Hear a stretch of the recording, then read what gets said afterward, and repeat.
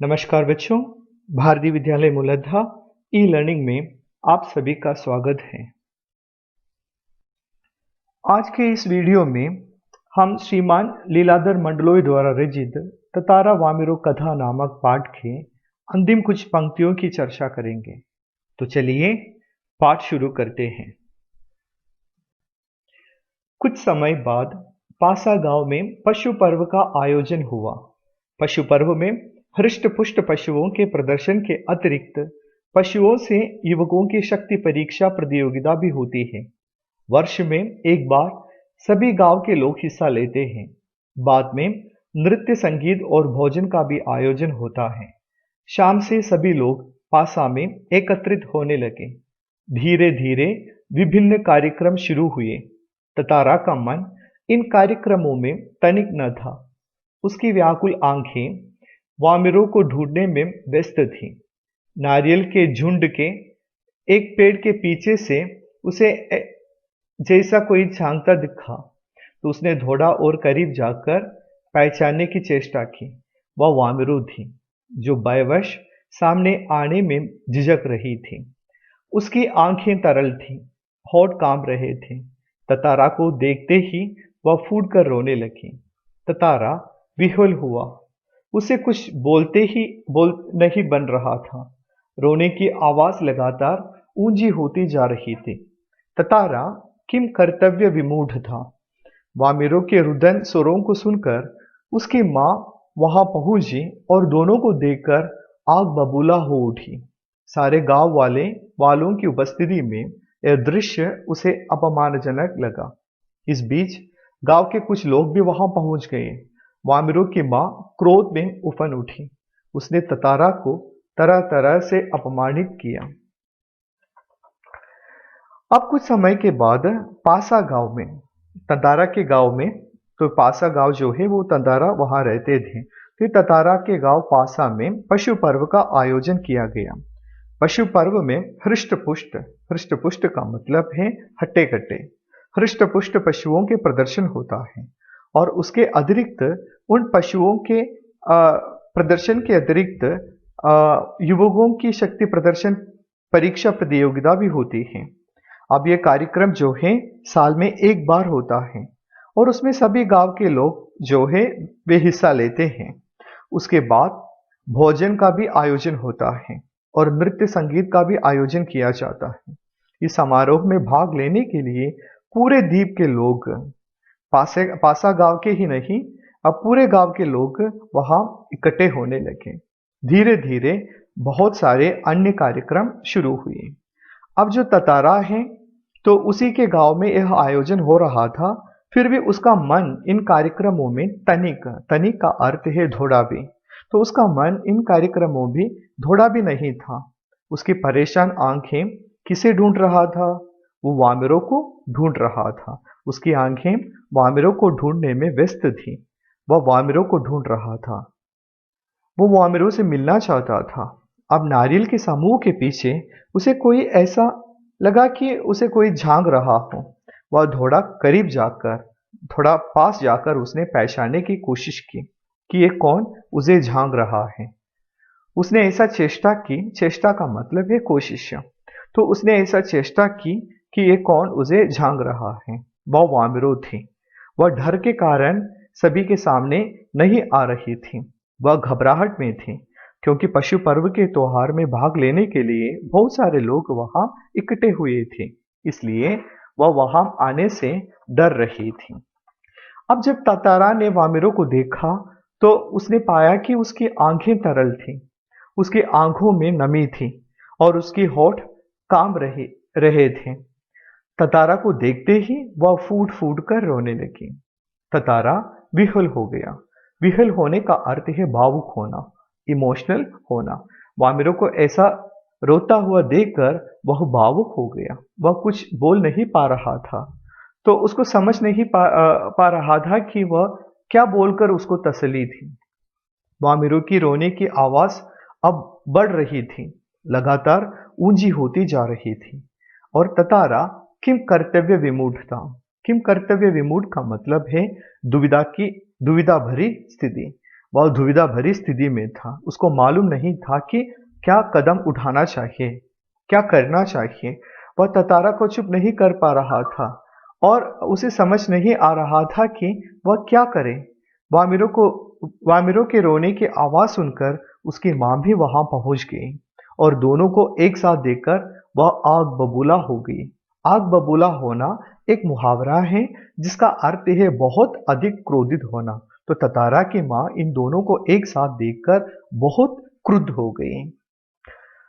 यानी जो वामिरों की मां है उसने वामिरों को ततारा के साथ देखा तो उसे बहुत ज्यादा क्रोध में आ गई। ऐसा दृश्य उसे अपमानजनक सा लगा। तो उसको लगा कि पूरे गांव वालों के सामने उसकी बेइज्जती हो रही है, क्योंकि ये दोनों जो है ततारा और वामिरो ये दोनों जो कर रहे थे वो गांव के नियम के विपरीत था। इसलिए ऐसा दृश्य उसको अपमानजनक सा लगा। किसको अपमानजनक सा लगा? ततारा की मां को। तो उसने इसलिए सबके सामने ततारा को अपमानित किया।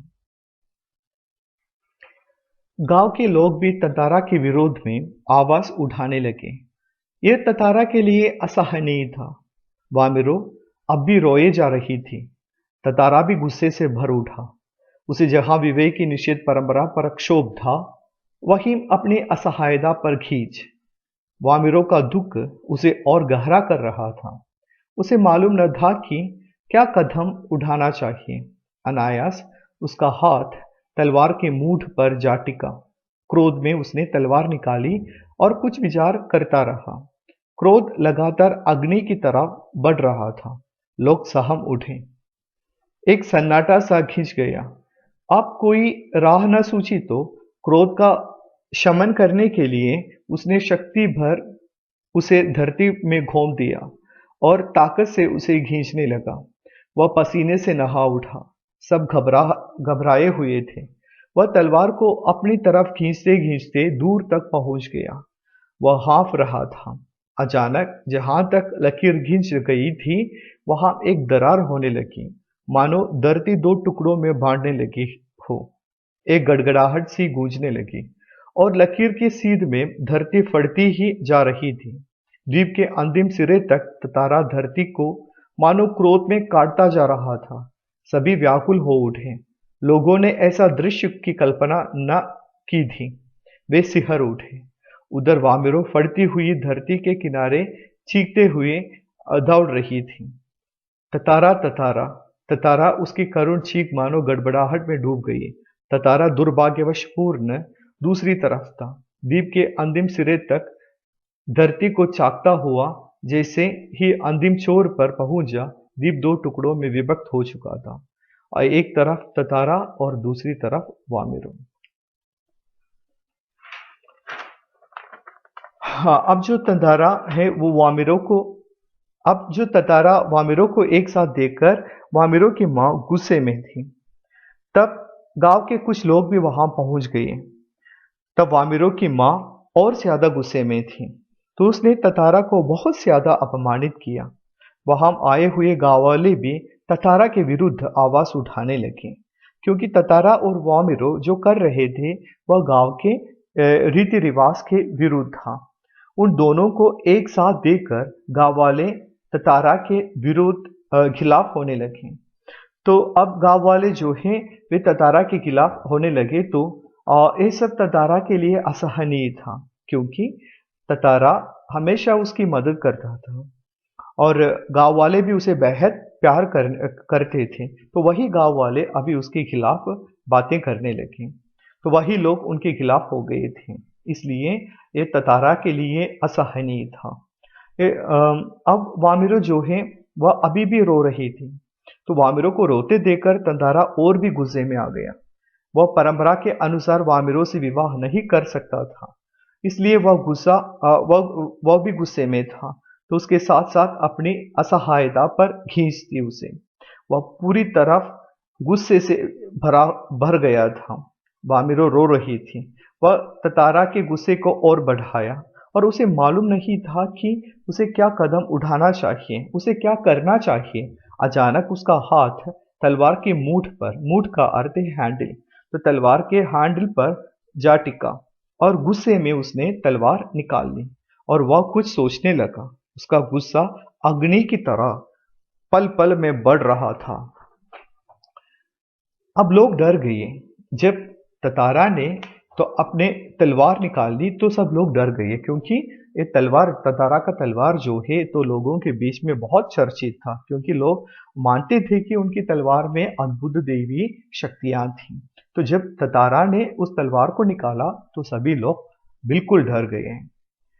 और जब ततारा ने वह तलवार निकाली तो सभी जगह सन्नाटा छा गया। सब लोग चुपचाप हो गए और जब उसे कोई राह न सूझी तलवार को, वह अपने गुस्से गुस्से को शांत करने के लिए उसने अपनी पूरी ताकत से तलवार को धरती में घोंप दिया और वह अपनी पूरी ताकत से उस तलवार को खींचने लगा। वह पसीने से नहा उठा। सब घबरा गए। अब क्या होने वाला है? अब ततारा तलवार को अपनी ओर खींचते हुए बहुत दूर पहुंच गए। अचानक जहां तक उसने लकीर खींच गई थी तो वहां तक एक दरार, दरार का मतलब है क्रैक, एक दरार उत्पन्न होने लगी। तो और ऐसा लग रहा था कि धरती जो है वो दो टुकड़ों में बढ़ने वाली हो। तो अब वहां एक गड़बड़ाहट सी गूंजने लगी और लकीर की सीध में जहां तक ततारा तलवार को खींचता जा रहा था वहां तक धरती फटती सी जा रही थी।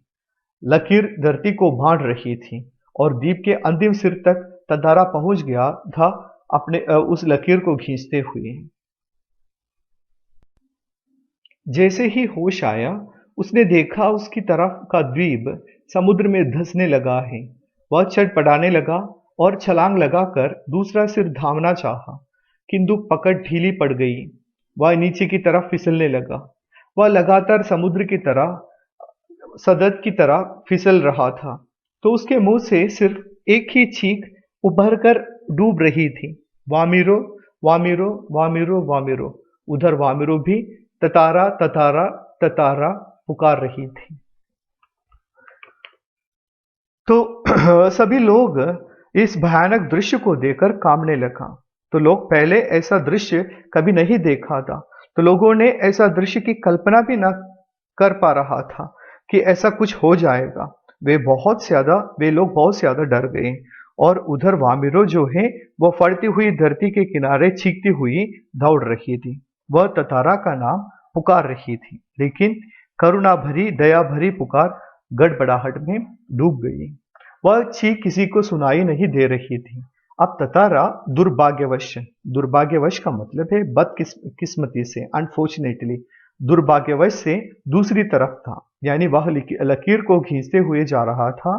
वामिरो एक तरफ थी और किस्मती से ततारा दूसरी तरफ था। ततारा जो धरती को चीरते हुए जब द्वीप के अंतिम छोर तक पहुंचा तो द्वीप दो टुकड़ों में अलग हो चुका था। एक तरफ ततारा था और द्वीप के दूसरी तरफ वामिरो। जब ततारा होश में आया तब उसने देखा कि जहां वह खड़ा था वह द्वीप का टुकड़ा समुद्र में धंसने लगा और उसने छलांग लगाकर वामिरो वाले टुकड़े को थामना चाहा, पकड़ना चाहा, लेकिन उसकी पकड़ ढीली पड़ गई। वह उस सिर को नहीं पकड़ पाया। तो वामिरो द्वीप के उस टुकड़े को पकड़ नहीं पाया। ततारा द्वीप के उस टुकड़े को पकड़ नहीं पाया। अब वह लगातार नीचे की ओर फिसल रहा था। वह समुद्र की तरफ फिसल रहा था। तो उसके मुंह से बस एक चीख उभर आ रही थी। वह वामिरो को पुकार रहा था।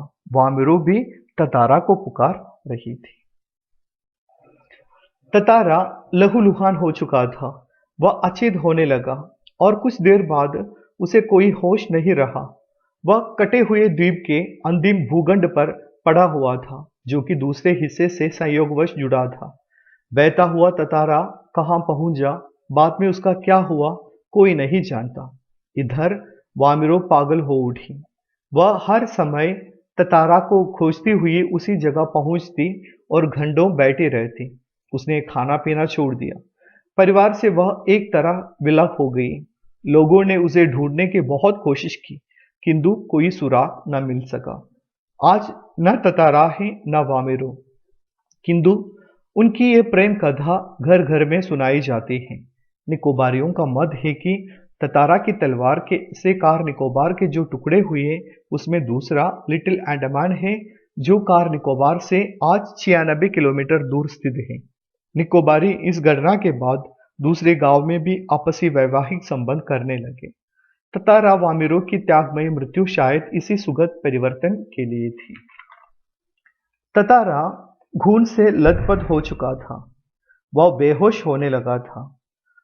बहता हुआ ततारा कहाँ पहुंचा, उसका क्या हुआ, कोई नहीं जानता। उधर वामिरो पागल हो उठी। अब वह वामिरो हर समय ततारा को खोजती रहती थी। ततारा के वियोग में वह पागल सी हो उठी।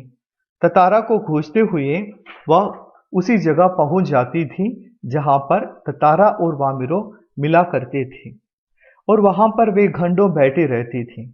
वामिरो खाना पीना छोड़ दिया और वह अपने परिवार से बिल्कुल अलग हो गई थी। लोगों ने ततारा को ढूंढने के लिए बहुत कोशिश की, लेकिन वे असफल रहे। आज के समय ततारा भी नहीं है, वामिरो भी नहीं है, लेकिन उसकी जो प्रेम कथा है वो आज भी निकोबार के घर घर में सुनाई जाती है। आज भी वहां के लोग ततारा और वामिरो की कथा दोहराती हैं।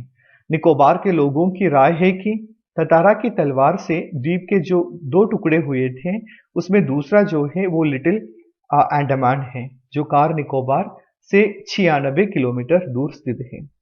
इस घटने के बाद किस घटने के बाद ततारा और वामिरो के प्रेम कथा और उनकी त्यागमयी मृत्यु के बाद, इस दुखद घटना के बाद निकोबार के निवासी जो हैं वे दूसरे गांव से भी शादी करने लगे। माना जाता है कि उसकी त्यागमयी मृत्यु ततारा और वामिरो की अलग अलग गांव के होने के कारण आपस में विवाह नहीं कर पाए थे और उन्हें अपना जान भी बलिदान देना पड़ा, तो उनकी इस त्यागमयी मृत्यु इस सुखद परिवर्तन के लिए थी।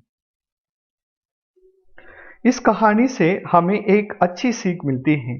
परंपरा जो है वह अच्छे होते हैं, लेकिन समय के साथ साथ कुछ रीति रिवाज तोड़ देना ही सही होता है।